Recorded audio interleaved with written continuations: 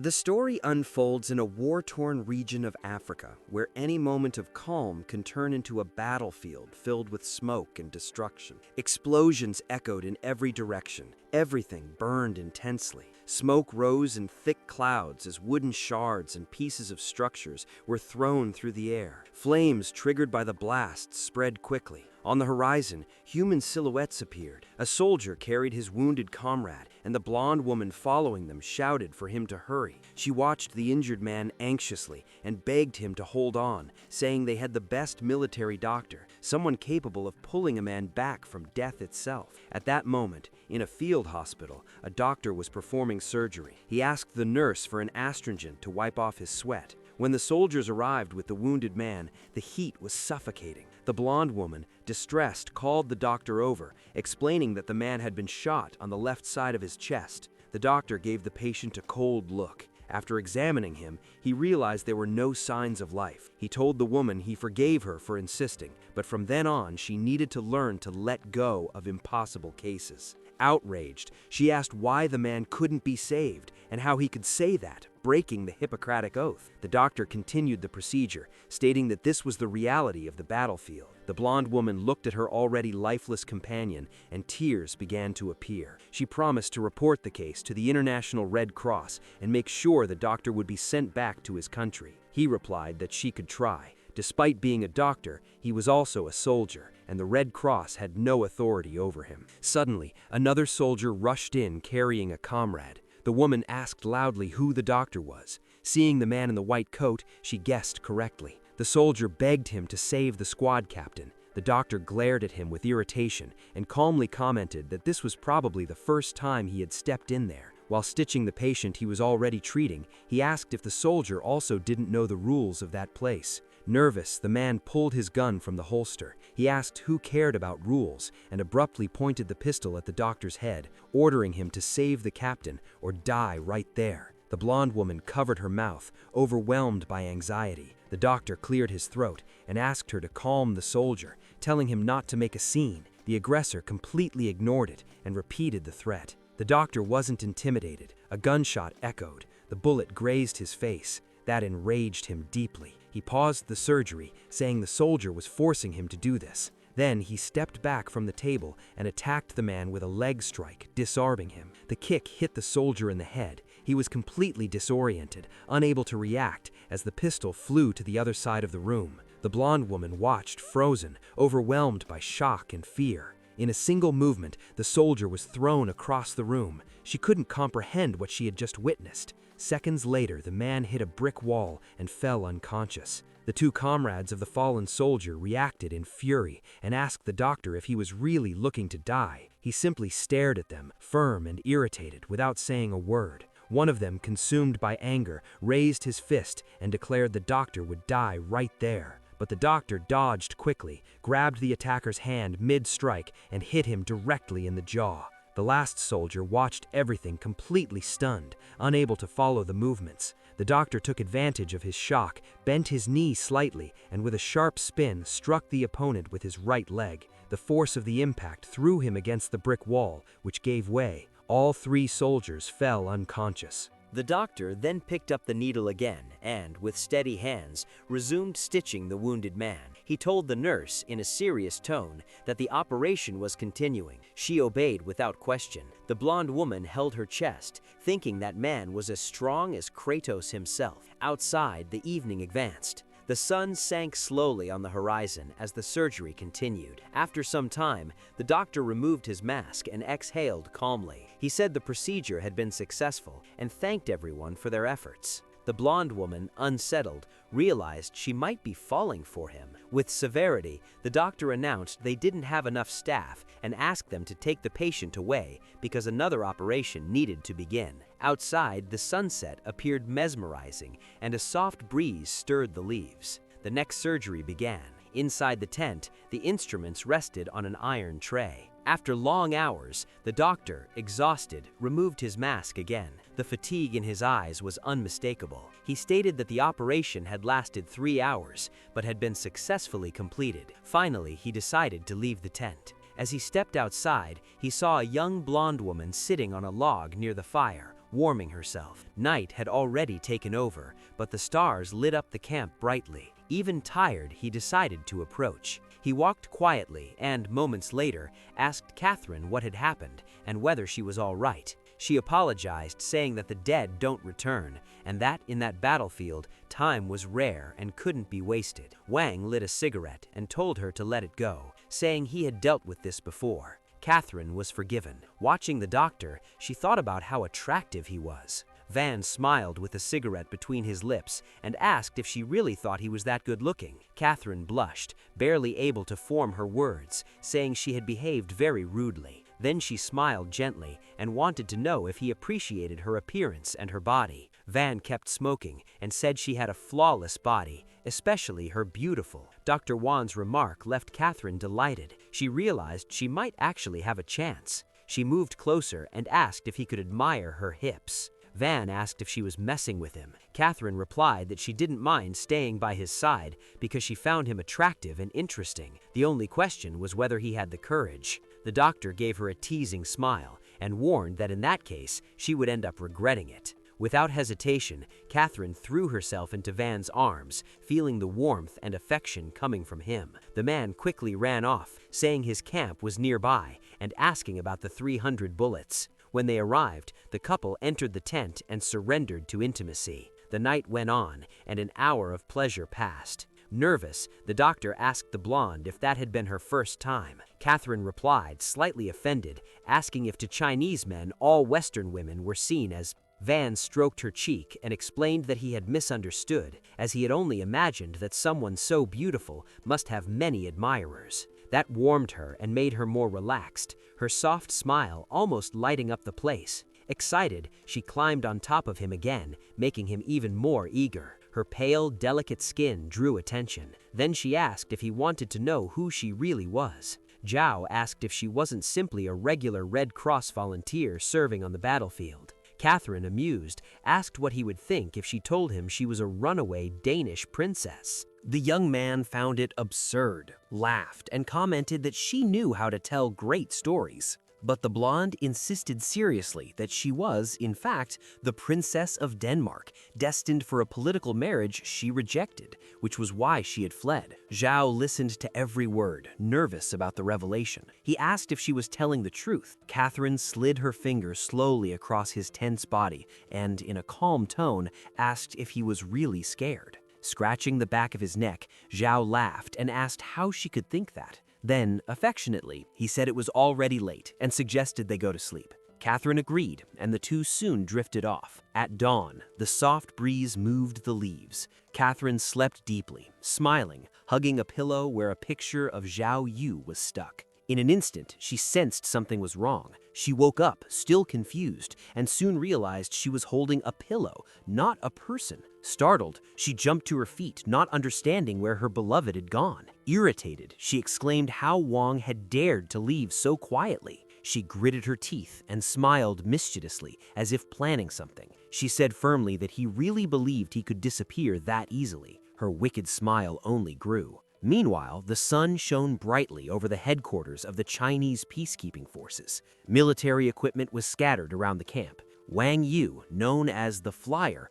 told old Li that no matter the cost, he needed immediate leave because he had to return home. The older soldier sat down, thoughtful and choosing his words carefully. He asked why the young man had decided to go back now, since when he himself had tried to send him back earlier, Wang had said it was none of his business and that he would return only when he wished. After thinking for a moment, the veteran said that this could be arranged without any trouble, but reminded him that to return, the young man had to complete the mission he had been assigned. Wang told old Li that it was nothing but a blind date, and that although he had been a bit hesitant before, now he felt no fear at all. Deep down, he thought nothing could be more troublesome than dealing with Princess Catherine of Denmark, whose image still haunted him. Li replied that from what he knew about him, the young man had already faced far worse things than a simple arranged date. Wang ran a hand over the back of his neck and asked the old man to stop with those comments, reminding him that he shouldn't complain if the girl simply didn't like him. Li replied that Wang was treating everything like a joke,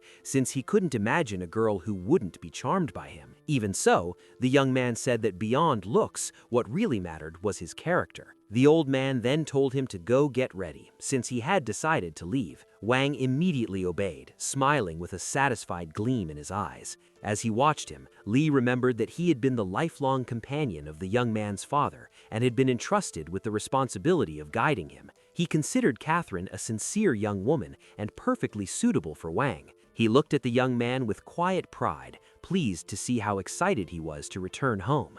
At the door, Wang thanked old Li for everything and said goodbye with a broad smile. However, the moment he closed the door behind him, the expression vanished. He walked toward the exit with an irritated look, clearly displeased. He muttered to himself, calling Li a sly fox. 2 days later, on a bright morning, Wang stepped off the plane, adjusting his sunglasses as the sunlight reflected on his face. Carrying his suitcase calmly, he looked completely at ease. The moment he stepped onto the ground, he broke into a spontaneous smile and declared loudly that he was finally back in his homeland, raising his arms to the bright sky. People around him watched in confusion. One of the young women even asked her friend if something was wrong with him. His home was Pearl City, a vibrant and organized city with few people wandering the streets. From the airport, Wang got into a taxi and during the ride carefully observed every detail of the city he had been away from for so many years. He imagined how much it must have changed during that time. He also thought that now that he was back, he had complete freedom to choose his own path. If he didn't want to go on a blind date, no one had the power to force him. He had already decided. The next day, he would head to Gou City. The streets of Pearl City were bright under the intense sunlight, but one of them was in total chaos. A young woman with pink hair was running in a panic, her face covered in sweat and her breath short. Suddenly, she shouted at full volume that she was being chased. One of the men behind her, completely out of context, commented that she needed cough syrup. The filming crew, furious at the mistake, rushed at him, and the man quickly apologized, claiming he had misread the script. At that moment, a taxi stopped almost in front of the movie theater. A stranger stepped out. Wang, the young woman, spotted him and, seeing that he looked like an ordinary, harmless guy, decided to use him as a way out. She ran up to him and placed her hand on his thigh without hesitation. She leaned against him with fake concern, asking why he had taken so long and saying he should have realized she was in danger. Then she called him useless. Wang told her to stop making things up, but the young woman insisted, asking how he wasn't devastated after leaving his supposed girlfriend behind. However, her flashy gesture immediately caught the attention of the men in black, who began watching them closely. Juan realized the girl was pretending to be his girlfriend only to use him as protection from those men. He found her boldness amusing and decided he would teach her a small lesson since the situation entertained him. So Wan Yu slapped and started touching the pink-haired girl while maintaining a calm smile on his face. The young woman froze, terrified to the point of almost crying as he slid his hand along her thighs. Overcome by panic, she turned around and punched him in the face, calling him a scumbag, but he seemed lost in his own amusement. Wan Yu leaned close to her ear and murmured that if she needed help dealing with those men, he expected something in return. The girl thought, frustrated, that she had judged him as decent based on his appearance, but he turned out to be nothing but a jerk. One of the men in black held back his companion and stepped forward with a smile, telling her not to try to run since the boss wanted to take her back. Terrified, she hid behind Wan Yu and begged him for help. He responded that he didn't want to get involved since it was obvious she had a complicated past. Desperate, she promised she would give him anything if he protected her. The offer caught the young man's attention, and he accepted, telling her not to forget the deal. The burly man in the black suit glared at Wan Yu, warning him not to interfere. But the young man asked how he could back down if she was supposedly his girlfriend, and then asked if they had any sense at all. The man in black smiled and said that if he insisted, he shouldn't blame them for showing no mercy. Then he ordered his subordinates to punish him. Wang Yu smiled and commented that, after so many hours on the plane, this was a good chance to stretch his muscles. He walked toward the group with light, confident steps, already planning the best way to handle them all. Then, without warning, he accelerated. The young doctor burst forward at high speed and leaped, landing a direct strike to the first enemy's face. He twisted the next attacker's arms and hit him with a sharp elbow to the back. With precise movements, he knocked down opponent after opponent, each one falling and kicking up dust. He didn't slow down for anyone. None of the thugs could withstand his attacks. Within minutes, every criminal was on the ground. Wang Yu remained standing, calm, surveying the defeated attackers around him. The pink-haired girl was shocked. She admitted she never imagined he was that strong, and astonished, asked him to punish the men until they gave up and ran away. One of the thugs, clutching his side, begged her to reconsider, insisting their boss would be furious. Even so, the girl stubbornly held her ground, striking a dramatic pose to show she wouldn't back down. A man in black barely stayed conscious, severely injured and exhausted, and his companions had to carry him away. One of them urged the others to retreat immediately. The pink-haired girl watched with a satisfied smile, until suddenly she felt a hand rest on her shoulder. Startled, she turned around. Wang Yu stepped closer and murmured that she should call him her beloved. She jumped back almost 5 meters, shocked, and demanded to know what he was trying to do. Wang Yu simply smiled and asked why she was backing off now. She argued that she only wanted him to chase the men away, reminding him that one of them had touched her inappropriately. He replied that she had said she would accept any reward if he chased them off, and asked whether she was regretting it now. Stunned, she asked if he would really demand something for helping a defenseless girl, calling him calculating. Wang Yu admitted that maybe he was calculating, but since she made a promise, he wanted something in return. She stepped back with disgust, calling him shameless, and demanded to know what kind of reward he wanted. Calm and direct, Wang Yu scratched his chin and said he wanted to be with her. The girl froze. Trying to breathe, she felt her pink hair bristle. Tears welled in her eyes as she called him a creep and a delinquent, asking if he truly dared. Smiling, Wang Yu said he did. Without hesitation, he lifted her, placed her over his shoulder, and began walking. She repeatedly demanded to be released and threatened to scream, but hesitated. They were in a tall and crowded building. Wang Yu told her she could scream all she wanted since he wouldn't stop her. But the girl imagined the scene and realized people would probably misunderstand it as some kind of stunt, making everything even more embarrassing. Wang Yu swiftly reached the room he was looking for, turned the doorknob, and moments later tossed her onto the bed with a firm motion. He ordered her to stay still and quiet. Lying face down with her arms stretched out, she wondered if he really intended something inappropriate. She shouted for him not to come closer. He replied that she should keep her voice down or someone might get the wrong idea. He sat on a leather chair, smiling, and lightly patted her shoulder. He said he was doing this only to teach her a lesson. One should never use someone and make promises lightly. The girl turned her face away in disgust,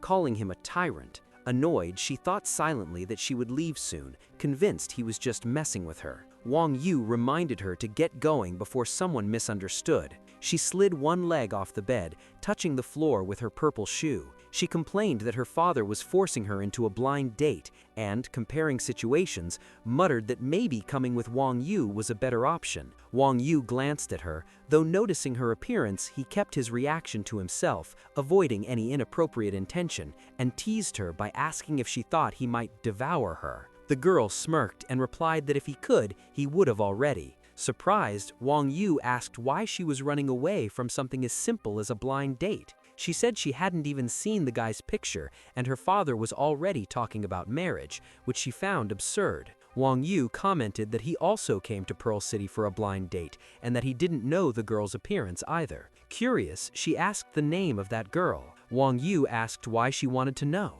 Alarmed, the pink-haired girl wondered if she might be his match, and said that if that were the case, she would flee immediately. In her thoughts, she noted that he didn't know the girl's name, only that she was the daughter of a high-ranking military officer. The girl then explained that her father was a businessman and her blind date partner was a soldier. Wang Yu replied that in that case, she definitely wasn't his partner. Encouraged, she asked again if he was really participating in a blind date. She found it hard to believe that someone attractive and stylish like him would be a soldier. Wang Yu sighed and admitted that at first he was completely against the idea. The girl's delicate ears peeked out from behind her pink hair, showing how happy he was with his answer. With a bright sparkle in her eyes, she suggested they go together to Gou City and hide there since their situations were so similar. She mentioned that she also had a cousin living there, pretty, charming, and with a pleasant personality. The pink-haired girl stepped closer to the chair where he sat. Wang Yu placed his hand on the backrest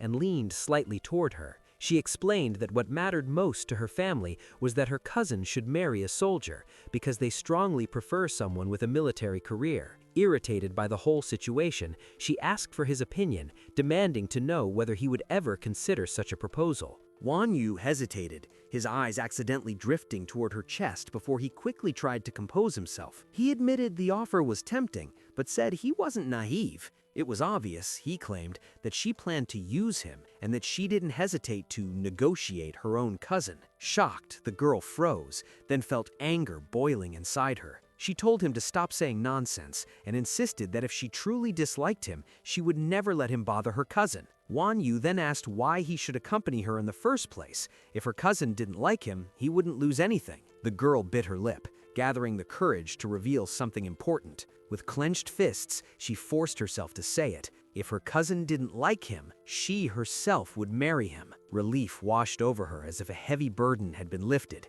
She would do anything to avoid that blind date. Wang Yu thanked her for the offer but explained he didn't intend to complicate things or act impulsively, as he had already decided to go to Gou City. Still, he added that they might reach an agreement. A spark of joy lit up her eyes. Pleased that he accepted her proposal, she held his hand with both of hers and said it was time to leave. The pair went down to the reception desk. The girl, with her noticeable curves, walked ahead. She placed the access card on the counter and told the manager she wanted to check out of the room. The receptionist shot them an odd look, but with a very wide smile. Confused, the pink-haired girl asked why she was staring at them like that, unable to understand such a reaction over something so simple. Embarrassed, the employee covered her mouth and apologized. "Mr. Wang Yu and Madam, please proceed to check out," she said politely. The girl stood there stunned, still trying to understand. She called the young man over and asked why the woman looked at them so strangely. Wang Yu asked how long they had been in the room.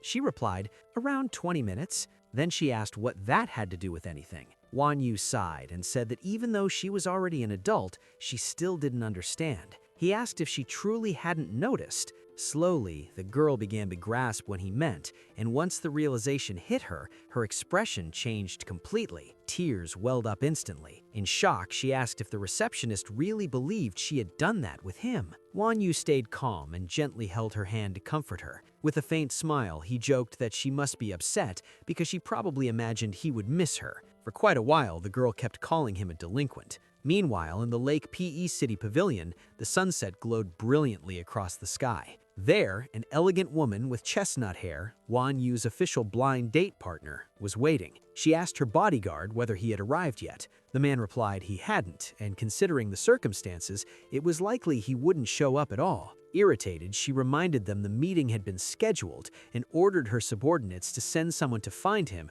and figure out why he hadn't come. Night eventually settled in. Inside an airplane cabin, a young couple enjoyed the breathtaking view outside. The delicate pink-haired girl admired the scenery from her seat. With a smile, Wang Yu asked what her cousin was like and why she had never mentioned her much. The girl answered proudly that her cousin was the most beautiful woman in Gosu and the CEO of the prestigious Susu group. Surprised, Wang Yu commented that she must be truly remarkable since the group was famous throughout the region. The girl added that her cousin was reading poetry at the age of 5 and had finished the 4 classics by the age of 7. The next morning, the plane landed in sunny Gou City. Sunlight spread across every district as passengers disembarked, each heading toward their own destination. Wang Yu told the girl to contact her cousin as soon as possible. She said she was already trying, but no one was answering. She kept calling again and again with no success, growing uneasy as she noted how unusual that was.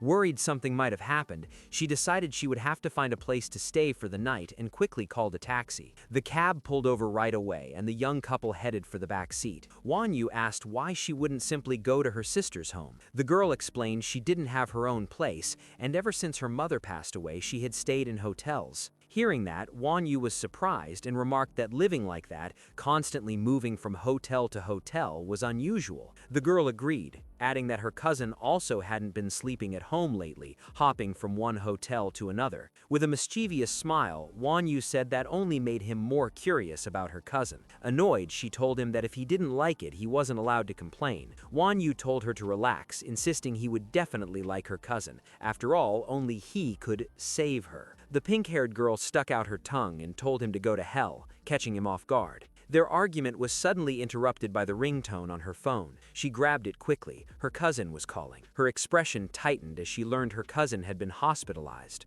The woman on the other end said she was on her way there. Emotional, the girl told Wan Yu that her cousin had been admitted and they needed to go immediately. He agreed without hesitation. She asked the driver to head straight to Gou City First Hospital, and the taxi shot forward. A short while later, they reached the hospital entrance. The two hurried inside the massive building. Wan Yu asked which floor her cousin was on, and the girl, anxious, told him, the 9th. In the lobby, a man was shouting desperately for a doctor, claiming his son was in trouble with a very high fever. He demanded someone examine him right away. A doctor approached while holding her abdomen, promising to check on the boy. After touching the child's forehead, she said there was nothing severe, explaining the fever wasn't dangerously high. She asked the man to wait a moment while she got a thermometer for a proper reading. But the man, tense and impatient, snapped that he hated waiting. He ordered the nurse to step aside and suddenly kicked her in the stomach. The young woman gasped, paralyzed by pain, her eyes widening as she collapsed to the floor, unable to stand. The pregnant doctor clutched her belly and cried out in agony. People around them shouted that only an animal would attack a pregnant woman. The man yelled for everyone to shut up and threatened to destroy everything unless multiple doctors came immediately. The pink-haired girl and Wan Yu watched the scene from a distance. Furious, she called the man a degenerate and turned to ask Wan Yu to teach him a lesson, only to realize he was no longer standing beside her. She wondered where he had gone. At that moment, Wan Yu rushed in and struck the aggressor, declaring that a man should never raise his hand against the elderly, children, or a pregnant woman. Enraged, the attacker spun around to see who dared challenge him. Before the man could say a word, he turned around and received a punch straight to the jaw. The thug spit out blood from the impact and collapsed to the floor, instantly defeated. His son lay helpless nearby, eyes closed. A sharp ache struck Wan Yu's chest the moment he saw the child. He lifted the boy into his arms and asked a nurse to take him away for immediate care. She promised to monitor the boy's temperature carefully. Wan Yu apologized for the commotion. Still slumped on the floor, the man wiped the blood from his face and glared at his attacker. When Wan Yu looked around, the thug snarled that he was indeed speaking to him. Nose bleeding, he threatened to wipe out Wan Yu's entire family and then lunged forward, shouting that he would kill him. Calmly, Wan Yu dodged the attack and asked if the first punch hadn't been enough. With a composed tone, he said he would have to repeat the lesson. He struck the man again. His fist nearly broke through the thug's guard, tearing open a gash from which blood flowed freely. The blow echoed sharply. The man's legs buckled. He fell to his knees before collapsing unconscious. The pink-haired girl watched the scene, impressed by Wan Yu's sense of justice and unwavering poise. A pregnant nurse clutched her abdomen and asked for help. Wan Yu stepped toward her and gently told her not to worry, saying he would check her condition. He decided to feel her pulse first. When he touched her hand, he noticed slight fluctuations, but overall it was steady. After a deep breath, he reassured her that the baby was unharmed. The nurse felt an enormous weight lift off her shoulders. Still anxious, she asked if he was certain. The young doctor smiled and said he was a military physician, which eased her completely. He added that she could undergo further tests if she wished. Tears of relief streamed down her face. Thanking him sincerely, she said that when the baby was born, he could even be the godfather. The girl and Wan Yu stepped into the elevator of Gou City Hospital. Someone pressed the button, and with the cabin full, they ended up brushing shoulders. Turning to the pervert, she remarked with a playful smile that she had no idea he was a military doctor. She teased him further, saying it was hard to imagine someone so rude working in such a noble profession. This made him grin. He asked whether he was truly that savage and said he didn't care about looks or appearances. Then he asked if, as a woman, she didn't find that disappointing, and added casually that despite everything, her chest was still prominent. Her red-tinted eyes widened in outrage. Once again, she called him a pervert, thinking she could neither out-talk him nor out-fight him. That only irritated her more. Just then, the elevator dinged and came to a stop on the 9th floor. She casually called him a pervert again and said they had reached the right floor. Wan Yu looked down the hallway and noted that her cousin's room was farther ahead, easy to recognize by the guards stationed at the entrance. The girl started walking toward it, her purple heels matching her perfectly, when suddenly, the bodyguard stopped them and demanded to know who they were. Shocked, the girl nervously explained that Min Tin was her cousin and she had come to visit. Lying in her room, Min Tin heard the voices and ordered the guard to let them in. Wan Yu was captivated by the elegant voice coming from inside. Ning Yu asked what he was doing, and the military doctor froze for a moment, admitting he admired that graceful, refined voice. He said he hadn't imagined a woman's voice could be so enchanting. He looked as if he might float away from pure bliss. Without wasting time, Ning Yu stepped into her cousin's room and pushed the door open. Min Tin had striking golden eyes. With an air of superiority, she remarked that Ning Yu had finally arrived. Wan Yu, wearing a white shirt with a yellow print, walked in right after. The moment he saw Min Tin, he was instantly spellbound. Completely absorbed, he thought to himself that she was unbelievably beautiful. Out loud, he commented that her cousin really was stunning. Min Tin shot him a disdainful glance, silently labeling him as nothing more than an immature boy. Ning Yu pulled the young man back into the hallway, called him a pervert, and told him to stop talking nonsense. Unexpectedly, a man nearby, upon hearing the word pervert, asked loudly where he was. He began shouting, ordering the guards to drag out that idiot so he wouldn't offend the young master's eyes.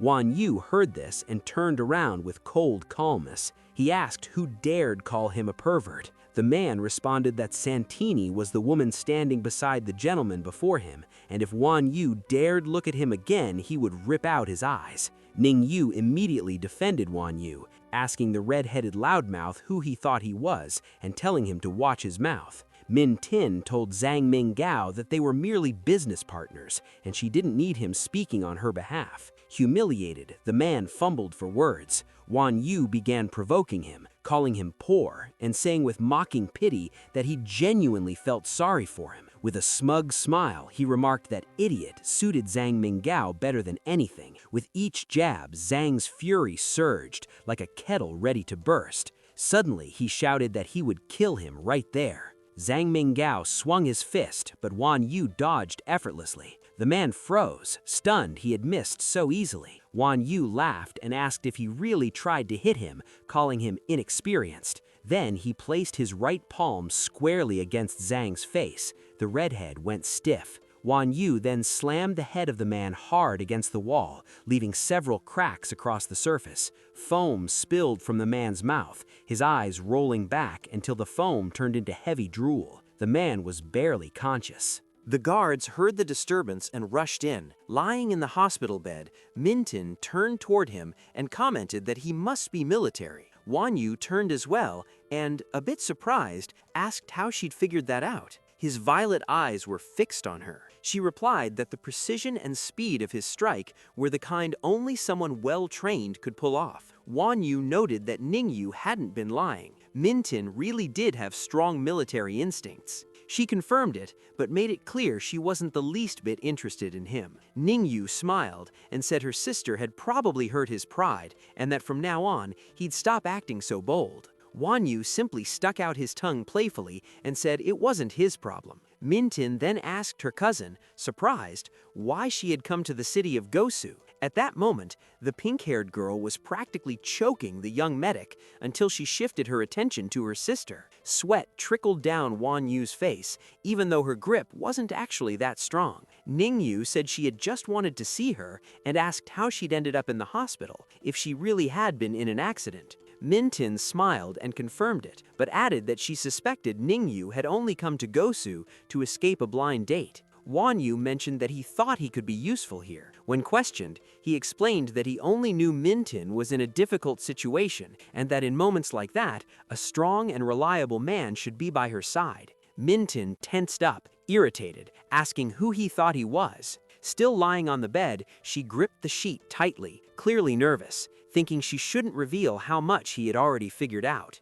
Wanyu found it strange that someone so elegant could radiate such a hostile aura. He realized that the fact she never went home and changed hotels every night meant something serious was happening. Staying in different hotels was likely a safety measure. Understanding her reasoning, he smiled, scratched the back of his neck, and asked why she was so tense, reminding her that he was a soldier, not a criminal. Ningyu insisted that he really was military, even if he had a sharp tongue and a provocative personality. She added that he had a strong sense of justice and that he'd only defended a nurse who'd been attacked by an unstable man. Minton smiled faintly and said perhaps she really was overly sensitive. She invited him to talk the next day after she was discharged, determined to figure out who he truly was. Maybe he could help her. Wanyu bowed his head respectfully and said he'd be glad to discuss everything with her. Suddenly, Ningyu's expression shifted, as if she'd sensed something heavy. She muttered, "Someone didn't know their place." Moments later, an enraged shout echoed down the hallway. A man stormed into the room demanding answers and asking if they thought he'd back down just because there were security guards around. Mintin remained calm, took a deep breath, and replied evenly that she had no idea what he was talking about. The man could barely contain his fury. Sweating, he forced a smile, pointed at her, and demanded she stop pretending. He asked what had happened to his son and why the boy was unconscious in the operating room. Her expression tightened. She wondered if Zhang Menghao was really that severely injured. Wanyu, on the other hand, wondered if this cold beauty would betray him, but decided that regardless, he'd follow his own path. Gathering her composure, Mintin told Zhang Zhenbei firmly that she would explain everything properly, but not right now. Wanyu, satisfied, smiled inwardly, thinking he never imagined that she would be the one to shield him. Zhang Zhenbei, boiling with anger, clenched his fist and told her not to treat him like a fool. Furious, he demanded to know why they were still delaying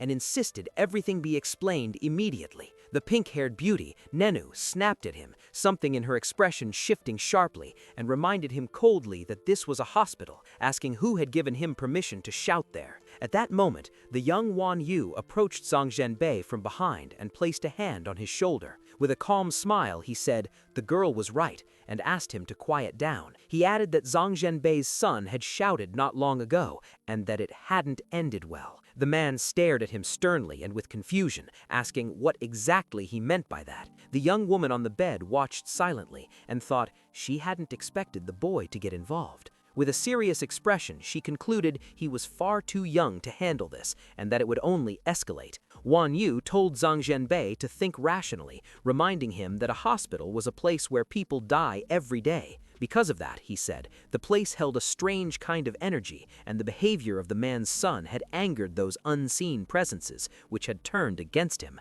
Those words only made the old man angrier. Zhang Zhenbei grabbed Wanyu by the collar and in a threatening tone asked if he had a death wish, ordering him to stop talking nonsense. Ningyu watched with fury, not understanding what that pervert was trying to do, thinking such a lie would only push the man further into rage. Zhang Zhenbei then shoved the young man's shirt away and hurled more threats. Wanyu said he understood the man wouldn't believe him, but insisted that what happened to his son was extremely strange. He lowered his gaze and gave a small, confident smile. He already knew the man wasn't ordinary, so he had prepared a plan. With his right hand, he flicked a small stone forward. The shot was perfect. It struck Zhang Zhenbei right in the abdomen. Pain twisted the old man's face. He buckled instantly, dropping to his knees, groaning as sharp cramps hit him hard. Right away, Wang Yu told the bodyguards that Zhenbei had also been struck by that strange force, and that was why he couldn't keep yelling. Two men in black lifted the old man and carried him toward a doctor while he writhed in pain. Surprised, Ningyu asked the pervert whether Zhenbei had truly been affected by that force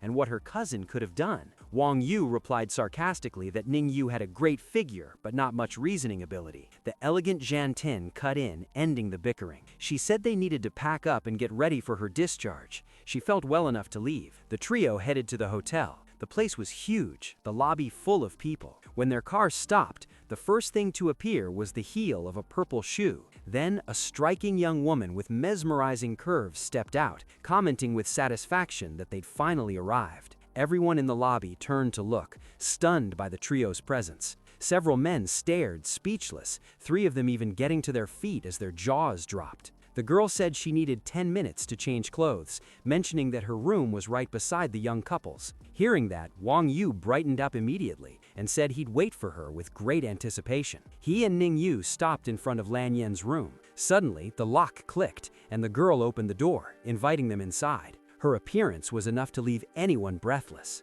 Wang Yu covered his mouth in awe, thinking she was already stunning in casual clothes, yet somehow even more striking when dressed up. Once inside, they all sat down. For the first few minutes, silence filled the room, thick and awkward. Zhan Ten finally spoke, saying she had some questions before they began talking seriously. Wang Yu claimed he simply pressed an acupoint on his opponent, even though he knew very well he had used a stone. She didn't believe him for a second. While sipping her hot coffee, Lan Yan set the cup down to avoid burning herself. Still lying through his teeth, Wang Yu insisted that he used battlefield acupuncture to save countless lives, and that Western medicine was far less effective. Zhan Ten, serious, asked him to stop joking around and demanded if he even realized the trouble he had caused. She explained that the Zhang family of Gusu was incredibly powerful and that Zhang Zhanbei would never let the matter go. If the family accepted Wang Yu, then his strength might be enough to protect himself. Confident, Wang Yu said she didn't need to worry. No one would dare to lay a hand on him. The girl asked if he truly thought his lies would fool Zhang Zhanbei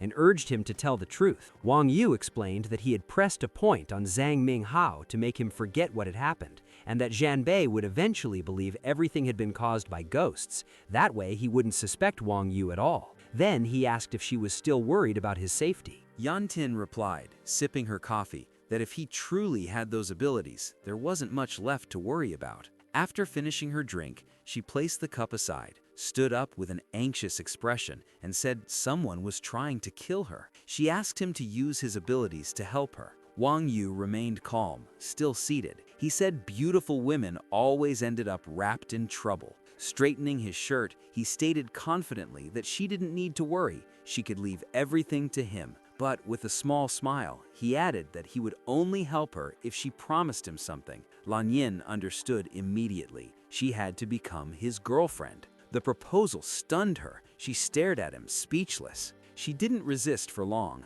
The girl eventually agreed and promised to be his girlfriend. She said she was exhausted and needed to rest, asking him to come back later. Wang Yu didn't stop her. He closed the door gently behind him and stepped out. With one finger against his lips and a quiet smile, he reflected on everything that had happened, impressed by how strong-willed she was. Outside, the sun was shining brightly. The windows of the Gusu Central Hospital glimmered under the warm light. Later, a worried doctor informed Zhang Zhanbei that all tests showed nothing wrong with his body and that they couldn't determine the cause of his abdominal pain. Zhanbei exploded with rage. He clenched his fists and shouted that the doctors were useless, unable to understand something so simple. Nervously, the doctor explained that he had been practicing medicine for many years, yet this was the first time he had seen anything like it. Crushed by frustration, Zhanbei ordered him out of the room, and the doctor obeyed immediately. Left alone, Zhanbei reminded himself that this was the best hospital in Gusu, one of the best in the entire country, and wondered if the situation could really be the work of malicious spirits. At that moment, one of his bodyguards mentioned that their master was an excellent practitioner of traditional Chinese medicine and might uncover the cause. The words caught Zhanbei's full attention. He was surprised to hear mention of Chinese medicine. Without hesitation, he ordered the young man to fetch his master right away. Meanwhile, the trio of partners was in a luxurious restaurant with only a few people inside. On the table sat plates of exquisite jelly-like desserts offered for tasting. The beautiful pink-haired Ning Yu cut off a small piece to try and instantly felt a blissful delight. A charming smile spread across her face. Wang Yu was completely absorbed by that smile. He froze for a moment. She looked unbelievably cute like that. Ning Yu glanced at him and sarcastically asked her sister Xinting if she thought they had turned into a lamp just sitting there shining light on them. Wang Yu laughed and asked the pink-haired beauty if she was talking about him with her sister. Ning Yu replied that of course she was. They had been talking for a long time and he hadn't said a single word. Wang Yu said he could join the conversation if she wanted. The beauty responded that they weren't petty like that and asked what they would even do if he actually joined, pointing out how strange he was acting. Wang Yu gave a light laugh and suggested they see later whether he fit in or not. His remark seemed to hit Ning Yu harder than he expected. She fell silent for a moment, unable to come up with an answer, and eventually burst into frustrated shouting simply because she had nothing else to say. Wang Yu, however, barely noticed the outburst. He was too absorbed in admiring his cousin's beauty. Her gentle smile bloomed across her face, and that alone felt enough to lift him. He thought that whenever that goddess-like woman smiled, she naturally drew attention with her charm. But the moment was cut short when a phone began ringing repeatedly. The call came from an unknown number, insistent and relentless. All three of them focused immediately. Jan Tin tensed up at once, clearly imagining who could be calling. She suddenly stood up and announced that their meal was over and it was time to return. Moments later, the trio headed back to the hotel, where night had already settled in. A soft knock sounded at the door of the enchanting young woman's room. It was Wang Yu. She opened the door and invited him in with surprising warmth. Her presence alone captivated him as she prepared coffee and mentioned that he probably already knew who had been calling. The warm aroma filled the space while he tasted the strong, invigorating drink. He answered calmly, saying that if he wasn't mistaken, the call came from the assassin. Jan Tin confirmed it and explained that the man always called right before attempting to kill her again. As he sipped the coffee, Wang Yu thought about the strange confidence behind the killer's pattern. He noted how odd it was for someone like that not to fear her slipping away. She agreed, saying she had thought the same at first, but things had turned out differently. No matter how far she ran, he always found her. There was no point in fleeing. Nervously touching her thumb to her lips,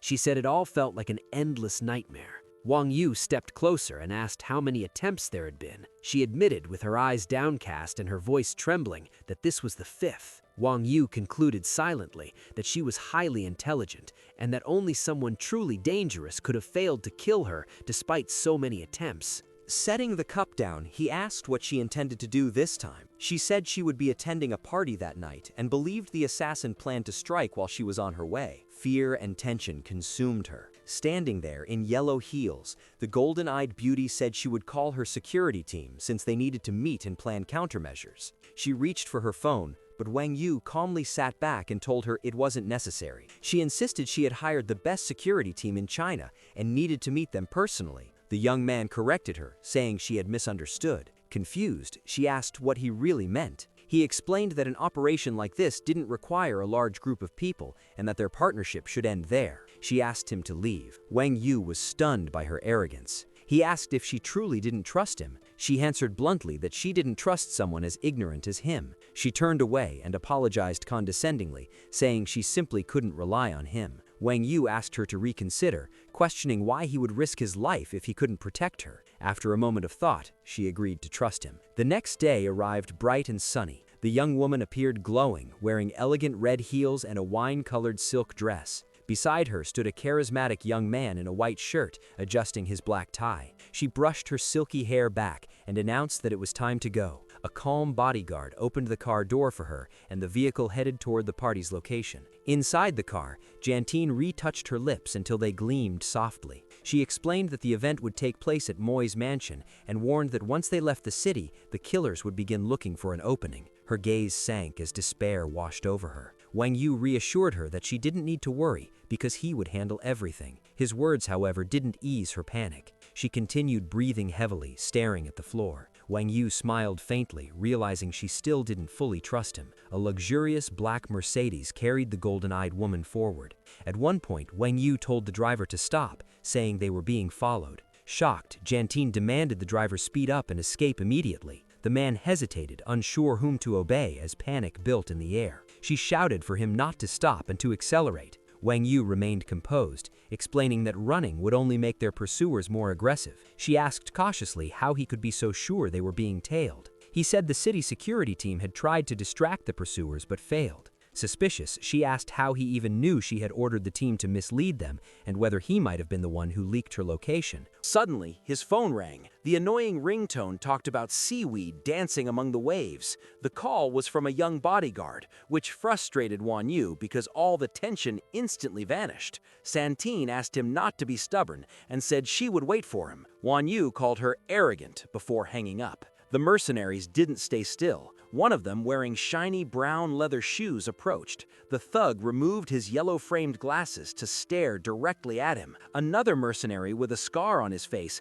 asked if he really intended to fight dozens of men alone. The threats were ignored. Wan Yu kept enjoying the girl's charming voice over the phone, which angered the mercenary. Rudely, he announced that since the kid chose to ignore him, he would personally eliminate him. Wan Yu finally shifted his attention away from the call, realized the fight was unavoidable, and ended the call. With a confident smile, he faced the enemy and asked if he was sure he was ready to fight. The moment the treacherous mercenary charged, the young man calmly raised his hand to his face. Seconds later, the scarred thug was already on the asphalt with his eyes rolled back. At that moment, a luxury car arrived carrying his Lantia, who had underestimated Wan Yu. The young man adjusted his tie and asked to make a good offer so they wouldn't waste time. He shot a provocative look at the opponents and suggested they all come at him at once. One of the mercenaries shouted orders for the others to take formation and announced the 5 corridors of death. Outside, his Lantia watched everything and began to worry when she heard that.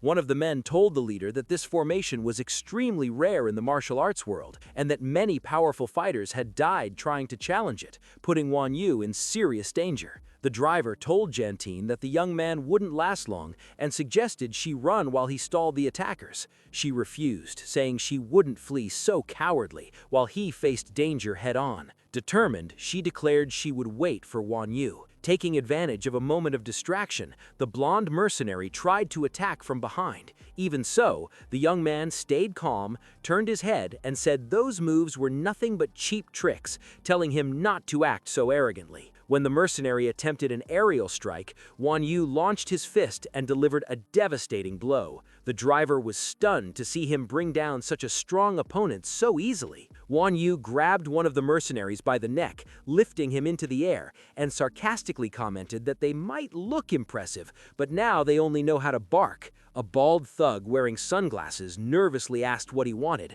saying he'd rather die than reveal anything. Wan Yu replied that he didn't intend to kill him, only asked him to deliver a message to the so-called Lord of Beasts. He said he wanted to meet him in person. The mercenary's eyes widened in shock, and he asked how the young man knew his boss was a beast tamer. Wan Yu gave him a piercing look and said the weak shouldn't ask questions. He ordered the man to run and do exactly as he was told. The mercenary didn't dare disobey. He rushed into a black car and left within seconds to carry out the order. Behind Wan Yu stood Santian, the unusual beauty who had witnessed everything. He turned with a smile and said he had already sent the men back to report to their boss, and now the problem was completely solved. The girls clasped their hands and asked what reward he wanted for helping them so much. The young man almost got a nosebleed just imagining what he would ask for. With an indulgent smile, they said his wish had to be simple. Wan Yu then asked the beauty to give him an unforgettable kiss.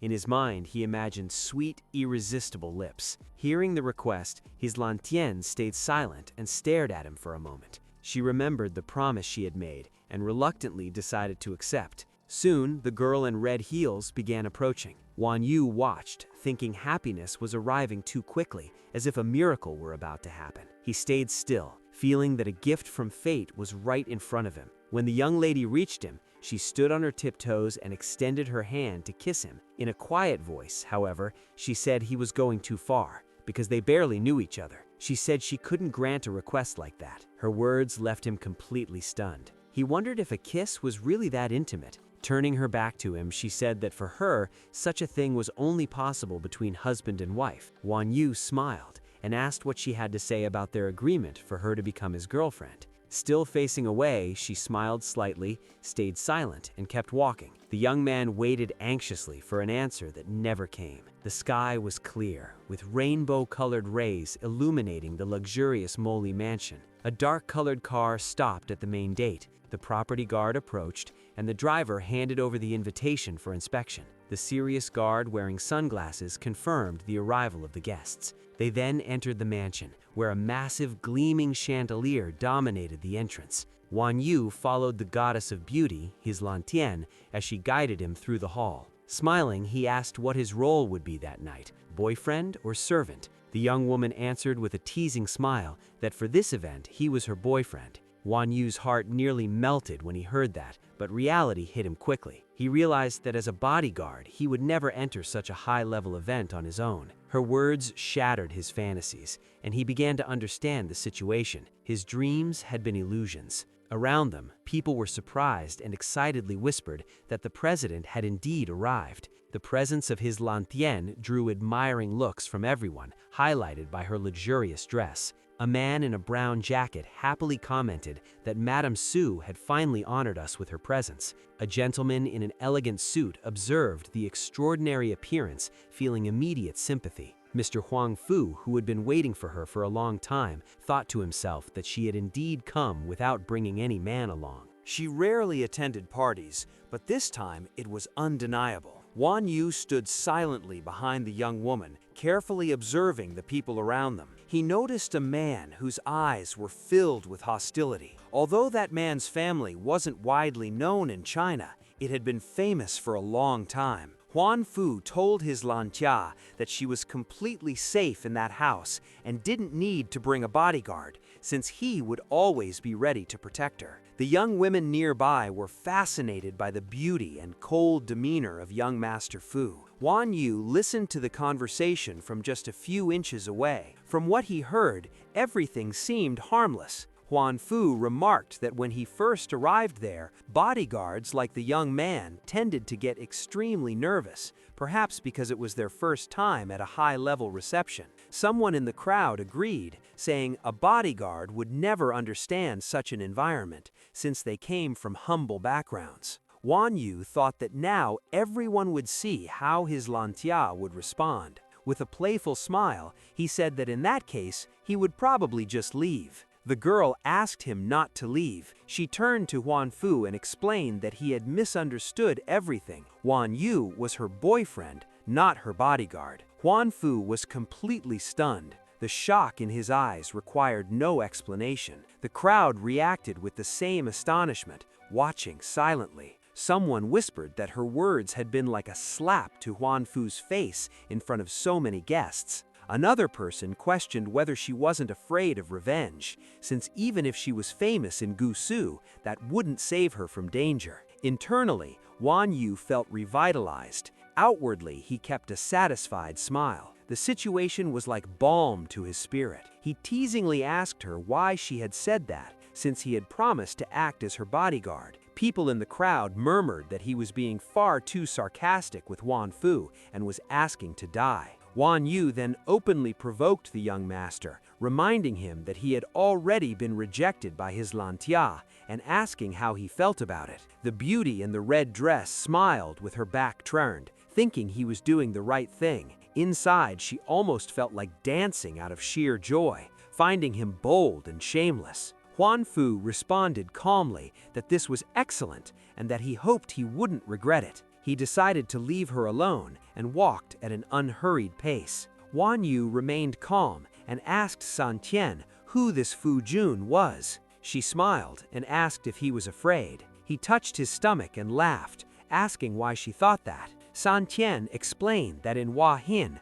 two families held power, the Muran in the north and the Huan Fus in the south. Fu Jun was the heir. Wan Yu, still sarcastic, said she could have mentioned that small detail earlier and that now the problem was settled. She wasn't pleased. Looking at him seriously, she asked if he was pretending again. She reaffirmed to the others that he was her boyfriend and suggested that they leave. Wan Yu yawned, saying there was nothing interesting there and that it would be better to go home and take a nap. The hotel where the young couple was staying was bathed in intense sunlight. The weather was perfect. Hang poured tea into his cup, thinking it wouldn't be easy to get close to Shin. Now that he had become her boyfriend, what should he do next? Wan Yu sat silently, reflecting on everything while drinking the hot tea. With a smile, he commented that little Huan Fu would certainly seek revenge, wondering when he would send someone. At the very moment he finished speaking, the curtain of light at the entrance of the room opened and two strangers appeared. Two mercenaries emerged behind her, one man and one woman, both wearing tight black outfits. A gleaming machete hung from the sheath strapped to the man's torso. He held the blade calmly and warned that if the boy simply turned around and left, he would get out unharmed. Wan Yu responded only with a cold smile. The mercenary called him insolent, and without dragging the conversation out, rushed forward to finish things quickly. Charging at the boy, he gave a cruel grin and announced that he should prepare to die. Wan Yu remained relaxed. He said the movement wasn't the real form of the shadow projectile technique from the Bloodgate, and that besides that, the mercenary lacked the strength to execute it. The assassin was shocked that the boy had identified the technique with a single glance. In the blink of an eye, Wan Yu grabbed the man's arm. With an easy smile, he promised to show the true version of the blood shadow technique. Immediately after, he launched a devastating punch straight into the enemy's face. Teeth nearly flew. The man remained conscious only by instinct. Wan Yu remained perfectly composed, fully in control. The mercenary trembled, blood dripping from his mouth, horrified by the monster standing before him, someone who clearly understood secret techniques. His partner, a mercenary with purple hair, stood only a few steps away. Furious, she drew her own blade, ready to kill. She fixed a harsh glare at the boy, convinced she could win. Wan Yu showed no fear. He moved toward her and stated that he wouldn't strike her seriously, but he would make sure she remembered the moment. Her tight outfit restricted her movements, and the young man seized the opening to restrain her. The woman froze in shock, struggling to break free, panicked and desperate. Feeling herself being pinned, she yelled angrily, calling him an insolent brat, the censored replacement for the original insult. Straightening his tie calmly, Wan Yu told the two mercenaries that they had no way of killing him, and if they wanted to stay alive, they should disappear before he changed his mind. The two exchanged tense glances. They knew the boy wasn't bluffing. The purple-haired woman helped her injured partner and insisted they leave immediately. Dressed in black, both exited the room quickly. Alone again, Wan Yu lit a cigarette to settle his mind. Between breaths of smoke, he commented that young assassins were often foolish. Without proper learning, they wouldn't last long in the profession. His piece ended when the bedroom door opened. A figure stepped in, the girl with bright blue shoes, his lantia. She came to say she needed to talk. Wan Yu handed her a cup of coffee and told her she could speak openly since they were already almost like a family. She took a warm sip and thanked him for what he had done that day. Hearing that felt like a soft touch to his soul. With crossed legs and a relaxed smile, he said she didn't need to thank him. Protecting young women was the duty of any gentleman. But she was serious. In a low voice, she said she still needed to tell him something. Before she continued, Wan Yu stated that he already knew she and Sha Xin were sisters and that both had used him as a human shield. Santin looked at him and directly asked what had really happened between him and her sister Nin. Smiling, the boy explained that her sister had been chased by a group of men and used him to escape. He added that earlier that day, when Huan Fujun bothered her, she had relied on him as well. A shield. Both sisters behaved exactly the same way. Hearing this, the girl covered her mouth with her hand. Her emotions were hard to describe. With genuine concern, she told the young man she felt sorry for him. Wan Yu put on a humble expression and said he was deeply unfortunate. Taking the moment, he forced out a tear and said she had promised to be his girlfriend, yet they hadn't even held hands. He asked if that promise had been a lie. His lantia crossed her arms, trying to find the right words. After wiping her eyes, she explained that she had gone through something painful, something carved deeply in her heart. She said she needed enough time to understand what she truly felt about him. She continued speaking, but kept her arms crossed, as if calculating every step. Only a table separated them. Wan Yu reached over the table, attempting to touch her. The young woman was startled when he placed his hand gently near her face, with all intimate intent removed and treated as a neutral gesture of reassurance. The action left her visibly shocked. He leaned closer, smiled, and said he understood everything and that he would know how to wait. Her eyes filled with a mixture of confusion and irritation. Confident, Wan Yu repeated the reassuring gesture with controlled softness, still censored of any inappropriate implication. She then asked who had told him he should wait. Annoyed, she suddenly stood up, face flushed with anger, declaring sharply that it was all over and that she was leaving. She left the room quickly, slamming the door. Wan Yu simply murmured that she was sweet and proud, clenched his fist, and said that he had finally managed to reach her, now in the censored sense of finally making emotional progress. A discreet man dressed in black, mounted on a horse, advanced as people shouted for him to move aside and not interfere. With a calm voice, the man in the dark hat asked those who wished to fight to step forward. A stubbled man whispered that a strong wind was blowing that day. His beard emphasized his features. Confident in his strength, he laughed, believing himself invincible. Later, a reserved man wearing a black robe arrived at the hospital to treat Elder Zan. The old man's young bodyguard introduced the newcomer, explaining that he was his master. Master Yisen Zan found the situation strange. With eyes hidden under his hat, he provocatively asked the elder to try hitting him. Zan Zonbei, cautious, ordered the young bodyguard to strike immediately. The boy was stunned, unsure of what to do. After a few seconds, he clenched his fist and warned that he wouldn't be responsible if he ended up killing the old man. Without hesitation, he launched a direct punch. The master looked defenseless, but dodged effortlessly at the last moment. The boy laughed, never imagining the master capable of something like that. Yisen grabbed the boy's tie and landed a clean punch on his jaw. With the impact, the bodyguard lost his balance and fell to the ground. Zan Zonbei applauded, praising the master, saying the strike proved he was truly extraordinary. Excited, he asked the master to follow him for an examination. Suddenly, a sharp pain returned in Zonbei's abdomen. He bent forward, groaning. Yisen observed carefully, his hand surrounded by a yellow glow, gathering force. Without hesitation, he struck the elder's stomach with a powerful blow. Zonbei was stunned, spit blood, and collapsed to his knees, unable to resist the force. The surrounding bodyguards immediately panicked.